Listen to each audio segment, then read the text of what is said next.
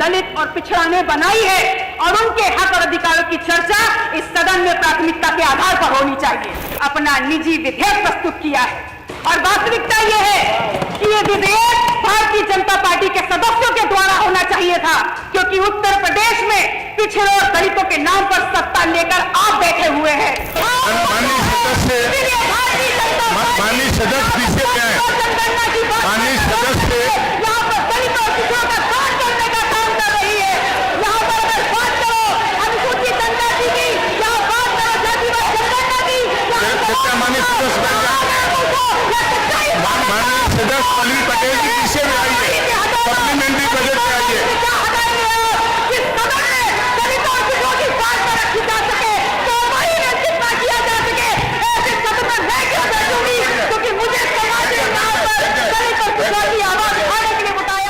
धन्यवाद अधिष्ठाता महोदय।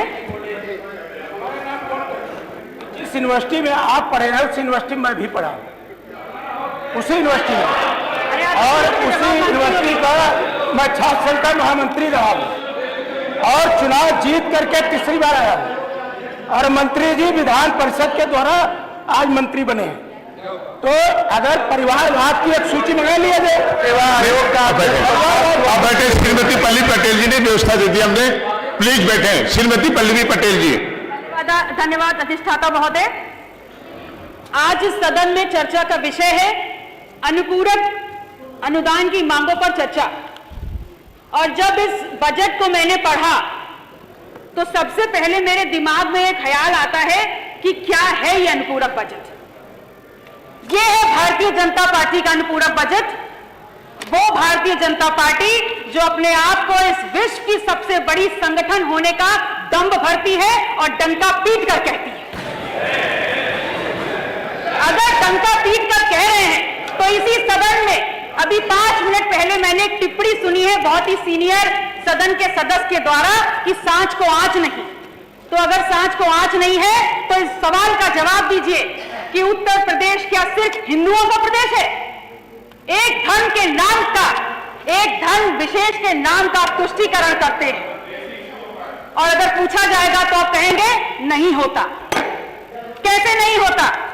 अगर नहीं होता है तो आप बताइए इस बजट में आपने जैनों को क्या दिया है? आपने सिखों को और गुरुद्वारों को क्या दिया है? आपने बौद्धों को और बौद्ध मठों को क्या दिया है? आपने कबीर पंथों को क्या दिया है? और बहुत दूर मत जाइए, आपने नाथ संप्रदाय को क्या दिया है? क्या ये धर्मास्थल और इन धर्मों में आस्था रखने वाले लोगों की आस्था नहीं है?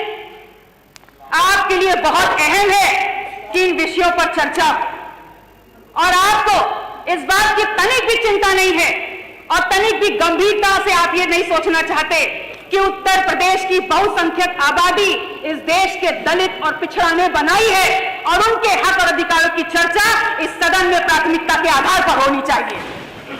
माननीय अधिष्ठाता महोदय, इस बात को मैंने इसलिए उठाया है क्योंकि मैंने उत्तर प्रदेश में जातिवार जनगणना पर चर्चा के लिए अपना निजी विधेयक प्रस्तुत किया है और वास्तविकता यह है कि यह विधेयक भारतीय जनता पार्टी के सदस्यों के द्वारा होना चाहिए था, क्योंकि उत्तर प्रदेश में पिछड़ों और दलितों के नाम पर सत्ता लेकर आप बैठे हुए हैं, तो यह विधेयक भी आपके द्वारा आना चाहिए था।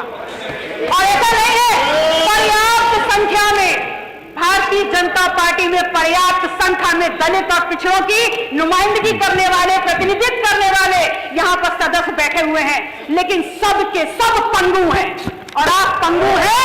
इसलिए यहाँ पर आप जेल कहे या कुछ भी कहे, सच्चाई नहीं छुपने वाली।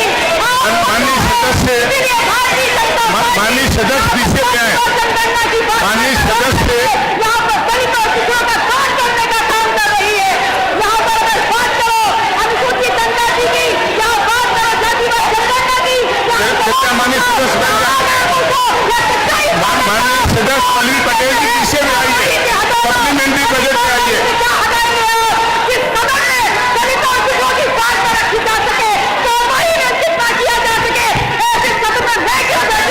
क्योंकि मुझे समाज के नाम पर दलित और पिछड़ा की आवाज उठाने के लिए बताया है। पल्लवी पटेल जी, माननीय पल्लवी जी, इसके ऊपर। माननीय पल्लवी जी विषय पे है, विषय पे सप्लीमेंट्री बजट पे है। माननीय चाचा जी